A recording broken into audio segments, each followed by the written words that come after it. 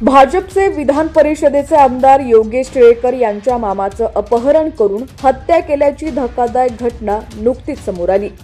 काल 9 डिसेंबर पहाटे एका कारमधून आलेल्या अपहरणकर्त्यांनी पुण्यातील व्यावसायिक आणि योगेश टिळेकरांचे मामा सतीश वाघ यांचं अपहरण केलं होतं। या घटनेबाबत माहिती मिळताच पोलिसांनी त्यांचा शोध सुरू केला होता। मात्र काही वेळापूर्वीच पुण्यातील यवत दौंडजवळ झुडपात त्यांचा मृतदेह सापडला। दरम्यान या घटनेमुळे संपूर्ण पुण्यात खळबळ उडाली। अपहरणकर्त्यांकडून त्यांची हत्या करण्यात आल्याचा प्राथमिक अंदाज हा वर्तवला जातोय। सतीश वाघ हे काल सकाळी मॉर्निंग वॉकसाठी बाहेर पडले होते।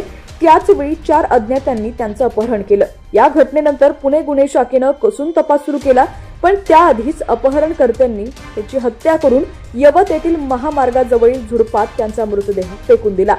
आता त्यांच्या मृत्यूशी संबंधित तपशील आणि अपहरणामागील नेमका हेतू उघड करण्यासाठी पोलीस प्रयत्न करतायत। बातमी सविस्तर पाहूया त्याआधी तुम्ही HPN मराठी न्यूज चॅनल पहिल्यांदाच पाहत असाल आणि अजूनही चॅनलला सबस्क्राइब केलं नसेल तर नक्की सबस्क्राइब करा, जेणेकरून आमचे अपडेट्स लवकरात लवकर तुमच्यापर्यंत पोहोचतील। पुणे सोलापूर रस्त्यावर शेवाळवाडी परिसरात सतीश वाघ हे पहाटे फिरायला गेले असताना त्यांचं अपहरण करण्यात आलं। शेव्हरलेटमध्ये प्रवास करणारे 4 पुरुष वाघ यांच्याकडे आले आणि त्यांनी शस्त्रांचा धाक दाखवत जबरदस्तीने त्यांना गाडीत बसवलं आणि तिथून पळ काढला। दरम्यान ही सगळी घटना नजीकच्या CCTV कॅमेऱ्यात देखील कैद झाली आहे। पोलिसांच्या मते व्यावसायिकावादातून त्यांचं अपहरण झालं असल्याची शक्यता आहे। दरम्यान आता त्यांच्या मृत्यूचं वृत्त समोर आल्यानंतर या संपूर्ण प्रकरणाला वेगळं वळण लागलेलं आहे। सत्ताधारी आमदाराच्या मामाची अशा प्रकारे हत्या करण्यात आल्यानं आता या प्रकरणी विरोधकांकडून सरकारला घेरण्याचा प्रयत्न केला जाईल।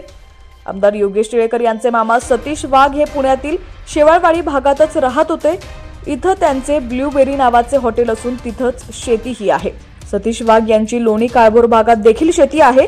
याच शेतीचा एक खटला हा कोर्टात सुरू आहे। त्यामुळे आता या सगळ्या प्रकरणी पोलिसांनी तपास सुरू केलेला आहे।